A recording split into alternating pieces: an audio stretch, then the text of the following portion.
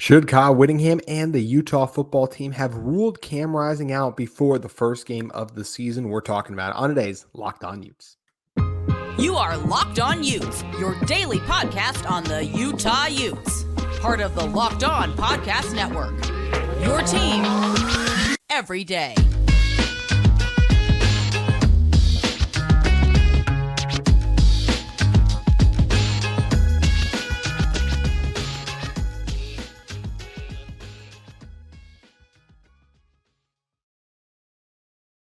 Hello, everyone, and thank you for making Locked On Utes your first listen every single day. We are available on all platforms, including YouTube and wherever you may get your podcast. Today's episode of Locked On Utes is brought to you by Gametime. You can download the Gametime app, create an account, and use code LOCKEDONCollege. That's all caps, no spaces, Locked On College for $20 off your first purchase. My name is Wistrcill, former intern inside the University of Utah Athletic Department. And on today's show, we're going to be talking about how I think Utah's defense will do against Cal. Also talk about some of Coach Whittingham's quotes from his weekly press conference that he does. But first, we have to talk with what is currently kind of the biggest story around the Utah football team. At least to me, it seems like it with the traction it's getting on social media, and that is the handling of Cam Rising's injury. This all kind of started last week when Cam did officially say that the injury was much worse than just a torn ACL. He kind of went in and detailed the meniscus and the MCL and all the other things that were damaged when he did tear his ACL and tore other things in that devastating Rose Bowl injury. And that at the time that Cam suffered that injury, the timeline for what when we just thought it was an ACL was that Cam would have a shot to play start of the season, but would definitely be back by the October and Pac-12 slated games. That's kind of what it had seemed like. And that was never the team stated that per se, that Cam would be back for that portion. But with the fact that he was we thought potentially on track to play game one, Cam had continued to say he was on track for game one. I said multiple times I thought Cam was going to play game one. I had guests on this show say Cam was going to play game one. We all thought Cam was going to play game one, but he hasn't. And we don't know what, as of the time I'm recording this, the Utah football team knows if Cam Rising is going to be playing against Cal.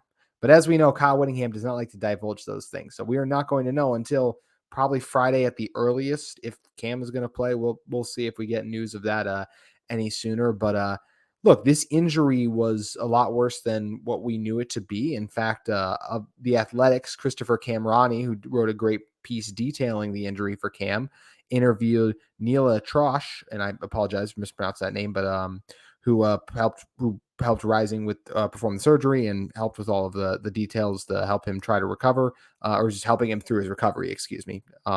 He said that Rising's multi-ligament injury. This is a quote from the Athletics piece. Said Rising's multi-ligament injury plus the meniscus tear usually takes a top flight athlete anywhere from 10 to 12 months to return to competition. So far, Rising's knee doesn't have a lick of swelling to it and has been responding very well to the continuous demand nicely. Now, with that in mind, the medical professional, not anyone from the team coming in and saying, not Cam Rising coming in and saying, but the medical professional who has Cam's best long-term health interest in mind, saying that this recovery takes anywhere from 10 to 12 months for the best athletes. Yes, Cam should have. I wish that Utah had ruled Cam out for the first game. I think they should have ruled him out well ahead of the first game and probably said, like, you'll get back Cam halfway through the year. And I know the whole competitive advantage thing, but even the more I think about the whole competitive advantage thing, it's like, let's look back on the Florida game. They prepared for Cam Rising because they're like, if it's not Cam Rising we're going to see, then it's going to be Bryson Barnes, and it's going to be a very similar game plan. And if it's Bryce, and they're going to want to run the ball, obviously more if it's Bryson Barnes. And if it's Nate Johnson, we know he's more of a running quarterback, so we need to have packages ready for that. I just don't know how much of a difference preparation-wise the non-Cam factor made. Florida really, in a lot of ways, did hurt themselves with self-inflicted wounds. And a lot of more of those, in my opinion, were caused by them playing in a tough road environment, Rice-Eccles Stadium, than them, I guess, in what Witt's definition, or just definition, would be wasting time preparing for Cam Rising, which is the whole intention of not revealing the injury. And this has kind of been the thing, is like, should Utah have revealed earlier that Cam shouldn't have played? I believe they should have, but I understand why they didn't.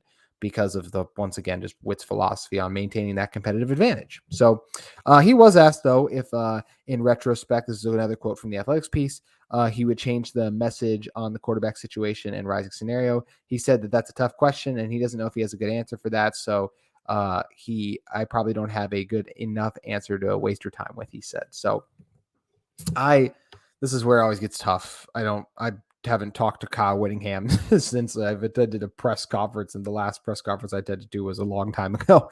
So this is not where I could be like, oh yeah, this is what Whitt thinks and feels. I don't know. But even a quote like that, you got to imagine, I don't think Whitt, this is just my interpretation of it. I don't think Whitt, which that's why you guys tune in, right? To hear my interpretation of these events and to hear me talk about Utah football. So I don't think Whitt regrets it completely, because I think he does like maintaining that competitive advantage just based on the quotes and comments he's made.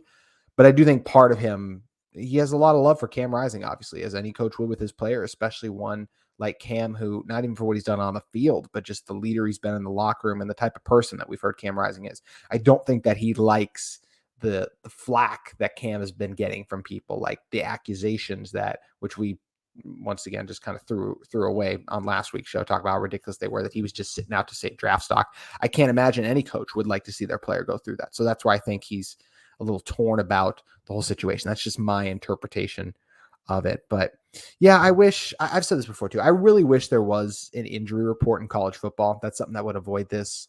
The NFL has one. College coaches are fully capable of dealing with in game planning. College coaches are extremely smart. Like, there could easily be an injury report each week and we know what's going on and everything. So I wish there was just a mandated one, which Whitt has even said he would absolutely just like submit it if that was the case. If he has no problem doing that, but since he's not required to, I understand why he maintains the competitive advantage. So I do. And Whitt's once again also stated when asked, like, should you have gone after a backup quarterback if you knew Cam was going to be out longer? And he said, well, we like the guys in house, which once again, I brought up on yesterday's show saying at the time we felt good enough about Bryson Barnes and Nate Johnson and Brandon Rose after spring ball. And we really felt good about the potential to have a strong starter in there. And while this is where it's also, I do believe there was just optimism, whether that was wisely placed optimism or not is a discussion. I do believe these coaches, just based on the comments they've made so many times, I genuinely believe they thought Cam would be back by now. I just, based on everything that has been said by them, I just have a heart. And with how smart of a coach Kyle Whittingham is, I just can't imagine if he knew Cam was going to be out for the first 5 games of the season, he wouldn't have tried to get a better quarterback. Because he said they didn't have conversations. And he's right. The best ones would have never came to Utah, because they would have said, well, Cam's eventually going to come back, so I don't want to lose my starting job. But I think they would have gone after even a couple other quarterbacks if they knew that Cam was going to miss half the season like this. So yeah, it's just a really unfortunate situation in so many regards. I wish that Utah would have ruled out Cam for the first half of the season, just to erase all these doubts and negativity surrounding Cam as a person and a player. But I understand why they didn't in terms of maintaining the competitive advantage. I honestly don't think they realized. I think that they just kind of thought like, oh, being stubborn in some ways, you could argue. But I really do believe that they thought Cam would be back by now. I don't think this was just them saying, we know he's not going to be able to return till maybe November based on the reporting here. And they said that Cam is getting closer, so maybe he will actually be able to still beat the timeline, the 10, 12 months. But I do believe the coaches thought he was going to beat that timeline even sooner too. So this is a very multi-layered and complex issue, and I did my best to tackle it there. I'd be interested to hear what your guys' takes are on the whole situation in the comments below. But yeah, like I said, wish Cam would have been ruled out sooner so we could have avoided him getting crap. And I understand why Kyle Whittingham did it, but once again, just don't like what it did for Cam having to answer questions about that he's not missing time. And it's a wild situation, that is for sure. But we'll see if Cam Rising's going to play. We'll even be diving into that more if Utah needs Cam to play in order to beat Cal. That'll be on tomorrow's Locked On Utes. But do want to talk about how I think this Utah defense is going to do against the Cal Golden Bears offense, because they put up a lot of points recently. But I still think Utah's defense could be in for a pretty good game, and I'm going to be discussing why in a moment. But first, I want to talk to you guys about one of the sponsors of our show, and it's a new sponsor in Prize Picks. Prize Picks offers weekly promotions that can lead to big payouts like Taco Tuesday. Each Tuesday, Prize Picks discounts select player projections up to 25% to provide even more value. Prize Picks now offers Apple Pay for quick and easy deposits into your account this football season. With Prize Picks reboot policy, your entries Stay in play even if one of your players gets injured for NFL games and college football top 25 matchups. If you have a player who exits the game in the first half and does not return in the second half, that player is rebooted. PrizePicks is the only daily fantasy sports platform with injury insurance. Guys, I love PrizePicks because it's super easy. I can get my picks in under a minute, and now you guys can as well, because you can go to prizepicks.com/lockedoncollege. That's lockedoncollege, under all one word at the end there, and then all lowercase rather than some of our other promo codes. And once again, use that code lockedoncollege, one word, all lowercase, for a first deposit match up to $100. And with this great offer, once again, you can go to prizepicks.com/lockedoncollege and use the code lockedoncollege for a first deposit and match up to $100. I also want to talk to you guys a little bit more about one of the sponsors of today's episode in Gametime. With Gametime, you guys can get last-minute tickets on flash deals. They're easy. It's easy to find and buy tickets on their website. You shouldn't have to worry about buying your tickets for the next big event. Gametime makes it super fast and easy with low price guarantees, even cancellation protection. They have views from the seat, so you know if you're getting a good deal, and it's super easy to download and use the app. My favorite feature is that you can see the view of your seat so that you know what you'll be in for when you purchase the ticket. It's something that not a lot of ticket sites simply offer, is that view of the seat. Gametime has deals on tickets right up to the start of events and in even an hour after it starts. It's the place to find last-minute seats. You can find exclusive flash deals and sponsored deals on tickets for football, basketball, baseball, concerts, comedy, and theater events, and even so much more. So make sure you guys download the Gametime app, create an account, and use code LOCKEDONCollege for $20 off your first purchase. Terms apply. Again, create an account and redeem code LOCKEDONCollege for $20 off. Download Gametime today. Last-minute tickets, lowest price guaranteed. Already coming back in this one, let's talk about football. Get to finally do it. It's been a long time coming with the bye week and everything going on that we get to talk I should say not just talk about football, preview a game is what I mean. We get to preview a game again. Utah takes on Cal, and this is one that Utah is obviously favored in, and as they should be favored. I think last time I saw the spread, it was 10, and I think we'll see how that moves based on Cam Rising news as well. But yes, Cal is an interesting team because if you look at what they've done in some recent games, they put up 40 against Oregon State. They put up 30 against Cal. So they've had some high scoring outings. So does that mean they're going to go into Wistrcill Stadium and drop another 30 burger? No, I don't think they will. Once again, the only team that has scored 30 in Wistrcill Stadium on Utah the past couple seasons, I think since 2018, if I remember the stat I researched before correctly, was Caleb Williams in USC. And the Cal offense is not that. Talking about the Oregon State game, even the Oregon State game is a little bit of a weird one when you just look at it, because Oregon State, Oregon State did an onside kick early that totally failed, and Cal got a huge return out of it.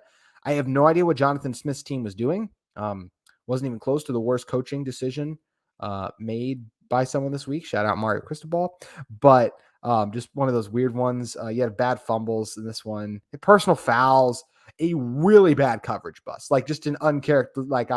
That's not, Oregon State hasn't done that all season. That was just one bad thing. So even them scoring that many is kind of like, okay, that's kind of weird that they got to 40. Cause like I said, I didn't feel like that was fully conducive, and Cal was at home in that game too. You're always going to operate better offensively at home. Look at every major college football team. I guarantee you they play better at home than they do on the road. So also looking back at, and this, you got to remember quality of opponents too. Like Oregon State dropping 52 here, but they didn't do that against Utah. It's because Utah is one of the 10 best defenses in college football. And as we're going to talk about on tomorrow's show when we preview the offense, the Cal Golden Bears do not. Then talk about the Washington game. Yeah, they scored 30 against Washington. 13 of those points came in the fourth quarter. So, and yes, Cal had turnovers in this game, but that's more characteristic of what Cal's been. They've had quarterback issues, whether it's been Ben Finley, Sam Jackson, and yes, against Oregon State, Mendoza did some nice things, but they also were able to really rely on the ground game. They ran for over 240 yards on the ground. And as I said, Mendoza made a couple of nice throws, but I also thought the separation that Oregon State yielded at times is something that Utah just won't do because they'll be playing at home. And Mendoza did a good job with his legs a couple times, extending plays. There's just certain things in this game where I'm just like, Utah defense is better than Oregon State's defense. They're going to step up and do that in this contest. I think that Utah is going to have a lot of success against Cal. When I watch the Cal offense, I think Mendoza, he's fine. I think he's a quarterback that he doesn't scare me in the slightest. This is what's hard about a quarterback like Mendoza. He's now the third quarterback they're on. Like, When you watch USC, Washington, Colorado, Oregon, you see quarterback play at a very high level. So that's where just what I've seen from Mendoza last week doesn't impress me as much. He did make some completions, but that was more so to receivers who were open. He didn't have these dazzling throws, and I think he's going to turn it over probably twice in Rice-Eccles Stadium, both of those being through the air. That's my prediction, and we'll do more predictions on Friday's show this week. But yeah, just watching the Cal and the Washington game back to me, that's where I just don't see this offense having a lot of success against the Utah defense. As I said, their quarterback is a below average starting quarterback in Power 5. He's fine, Mendoza, but I just don't think he's going to play well. Honestly, like I said, he's below average Power 5 quarterback. So they're not going to want him in a lot of third and longs, and he might make mistakes. And did they have success running against Oregon State? Yes. Remember what Utah did against UCLA? I think we're going to see a very similar thing here. Utah's going to pack the box, and the Utah defensive tackles are a whole nother level than Oregon State's. And Utah's offensive line was the reason they weren't able to have success against Oregon State, in my opinion, more rushing and just the packing the box, all those aspects too. And just the Utah offensive line's underperforming right now versus the Cal offensive line executed well against Oregon State's. But the Utah defensive line, Junior Tufuna, Samote Pepa, Aliki Vaimahi will be back in this one. Keanu Tanuvasa has been one of probably the breakout player, like in terms of unexpected breakout players, because there was other guys. It's like we all said Sione Vaki was going to really burst onto the scene this year. I didn't hear many people before the first depth chart came out talking about how Tanuvasa is going to really pop. Like he's been sensational this season. Looking at other matches, like I said, so I think Utah, because of their defensive tackles, will be able to hold on to those double teams, whether it is the safeties playing in the box or the linebackers for Utah. They all execute and tackle at a high level. So I don't think you're going to have some of the missed tackles that Oregon State had. And Oregon State's defense also would have played better once again if they're at home.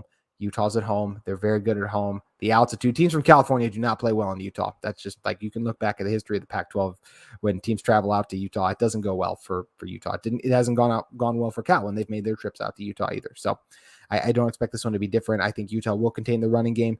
There's some receivers for Cal that are capable of making plays. I think their tight end's not bad either. And they will make a play or two down the field, but I just don't think they'll be able to make plays one play after another. They will make a play and then they'll stall and then have to be forced to punt it away because this Utah defense is that good. The corners can get beaten from time to time and not come down with a 50-50 ball, but they usually respond after they do. The Utah pass rush is going to get home. Shout out to Jonah Ellis for finally being named a starter, as if depth charts are funny, right? I mean, Jonah Ellis is going to be a starter on this team, even if Van Fillinger and Connor O'Toole are healthy. He's clear from right away. Like he earned that job and earned that spot. So I thought that was interesting that the depth chart finally changed, but I really like the matchup for this Utah team. They got to be disciplined, can't fall for the play action stuff. And they might give up a player, one or two again, but that's what they've done all season. They've given up a player or two at times, and then they respond. And the front seven really steps up, shuts down the running game. And Utah usually has forced multiple coverage sacks this season too. And you talk about Cole Bishop, Sione Vaki, Samaya Vaughn, JT Broughton, Teo Johnson, like Miles Battle, like have all those guys, especially like kind of battle at the end. He's been beaten a few times, probably more than anyone in the secondary, right? But like overall, they've all played very well. The amount of big plays in college football is off the charts. Utah football gives up very few big plays, and that's a credit to Morgan Scalley and this defense. So, yeah, I do like this Utah offense. I think they're gonna hold Cal under 14 points. That's my prediction in this game. I could see them getting to like a weird 16 where maybe they get field goals out of it, but I don't see Cal scoring 2 touchdowns in this game when it's competitive. Could they do the same thing they did against Washington where they score a couple of those ones late? Sure, but I think the Utah defense is in for a big day. I just think that because of how potent that each position on this Utah defense is overall, they're going to have success against the Cal Golden Bears offense. Let's also not forget how this offense is done in other games. It's like, yes, they had success against Oregon State and against Washington too. When they took on Auburn held them to 10 points. And yes, that was Sam Jackson and Ben Finley, but that's an SEC defense that is capable of doing some things too. And Auburn just played Georgia tough, so they're capable of having those tough matchups. And once again, I think we're going to see a very similar defensive performance by Utah because of the success they have and just have had so far this year and the players they have on that side of the ball. So like the matchup there. And as I said, once again, tomorrow's show, we'll be talking about the Utah offense versus the Cal defense, even if Cam Rising doesn't play, which based on that athletic report doesn't seem likely, but we'll discuss that more on tomorrow's show. Before we get out of here, want to talk about a couple of the other things I thought Whitt said that were interesting in our weekly Coach Whitt translator segment. We're going to be doing that in one moment. But first, I want to discuss with you guys about another one of our great sponsors at the Locked On College Network in Jase Medical. With Jase Medical, guys, they're here to help. Everyone should be empowered to care for themselves and their loved ones during the unexpected. That's why Jase Medical offers the Jase case. The Jase case provides 5 life-saving antibiotics for emergency use and gives you the peace of mind so that you are not just hoping that you have access to the best medication in emergency. Jase Medical makes sure that you have access to that medication in hand. Jase Medical is simple, and they handle everything from the online evaluation to licensed pharmacy, medication delivery, and ongoing consultation and care. Don't get caught unprepared. Get $20 off these life-saving antibiotics today from Jase Medical by using my code LOCKEDON. That's all caps, locked on at checkout on jasemedical.com. That's JASE medical.com. Alrighty, closing this one out. Whitt translator. Whitt's most interesting quotes I thought this week were made about the quarterback, so we've already discussed those a lot, but a couple extra ones I thought that were still in there was he did say like they hope to get some guys back from injury, and he even mentioned that had they played a game last week, pretty much none of the guys who had exited the Oregon State game or just had been out would have been able to return. So this is where it's nice. I do expect some of these guys back. I mean, once again, I don't know which ones, but I feel like Van Fillinger's got a good shot to play. I feel like Connor O'Toole, there's a potential he could finally be back for this team too. Talk about other guys. We know Brent Keithy. I don't think he's going to play. We haven't heard anything about that. We know Brandon Rose is back. So that's somewhere if I think Nate Johnson could have a good game if he starts, because I do think this Cal defense is very susceptible as they've given up some big plays a lot to the top offenses. And I just think if Andy Ludwig comes in with a really good game plan, I think that Nate and this offense can really click, especially with how much time they've had to dissect and break down this Cal offense too. So the Cal defense, excuse me. So I do think that we're going to get a couple players back. I think Johnny Maia has a good chance to start in this one too. Once again, this is like not insider information. This is just like, okay, you kept saying, and this should be different than them saying Cam Rising's close. At least I hope it is. Like you kept saying these guys were close to being back. You had 2 weeks off. You said you hope to get a couple of these guys back. Then hopefully you get a couple back. And those are just the ones I think like, okay, he's probably talking about those guys. Another thing I thought was interesting he just said it's harder to maintain quality backups because of the portal. The room has the most change each year for pretty much every college football team. I think he's right. I feel like quarterbacks transfer at the highest rate right now in college football because you can move and go play somewhere else. Even when you lose your job, there's always another level lower than you that you can usually go and find a place that is willing to take you on there. So that's something too where I just think that this team is absolutely right. That's where another reason we talked about it a lot on yesterday's show, how quarterbacks weren't going to come to Utah. It wasn't going to happen. So I think there was nothing Utah could do there in terms of like bringing in a better backup quarterback, because all the ones who are definitively better than Bryson Barnes and like what Nate Johnson grew into being wouldn't have come to Utah because they'd be trying to start somewhere else. And they knew they weren't going to start with Cam Rising's comeback looming, at least what we thought was looming at the time. So I do believe he's correct in that there is the most change, and it's hard to keep quarterbacks because they can go play really quick, and I understand why they want to do that too. So, and obviously with quarterbacks, it's hard too because you only get one on the field. Like receivers, receivers transfer, but you can put 3 of them on the field, so a lot of them are going to be inclined to stay. Last thing he said I thought was interesting is he said the run game is not where it needs to be. The translating for this is he's straight up right. I mean, he is absolutely right. When you look at Utah's running game, yes, they've had issues with pass boxes at times they've had to face, but they're just not doing a good job working together on their double teams, getting off to get linebackers, executing in pass protection, picking up blitzes. I guess that's pass protection is another conversation, but I think Whit would agree that they've also struggled there at times too. So yeah, I think this is one for Utah football where they do need to run the ball better. The offensive line has to be better. I think Jalen Glover's been really good. I think Quinton Jackson's been good when he's out there. I just don't think they've been given necessary holes, and that's on each player on the offensive line has had multiple gaffes in the run game that they need to correct in the second half of the season. And Jim Harding we trust, and I think they will figure that out. So it's going to be interesting to see how it all plays out for Utah. A lot of stuff still up in the air, whether it's Cam's injury or how the offense is going to look against the Cal Golden Bears. I believe it's going to look well. To hear why I think the Utah offense is going to look well against the Cal Golden Bears, make sure you guys tune in to tomorrow's Locked On Utes. That's going to do it for our show today. If you guys are hungry for more Locked On content, feel free to make Locked On Pac-12. Spencer McLaughlin doing a great job breaking down everything relating to the Conference of Champions. And he will be joining me later this week to preview Utah's matchup against Cal. But that will do it for today's edition of Locked On Utes. We'll see you tomorrow.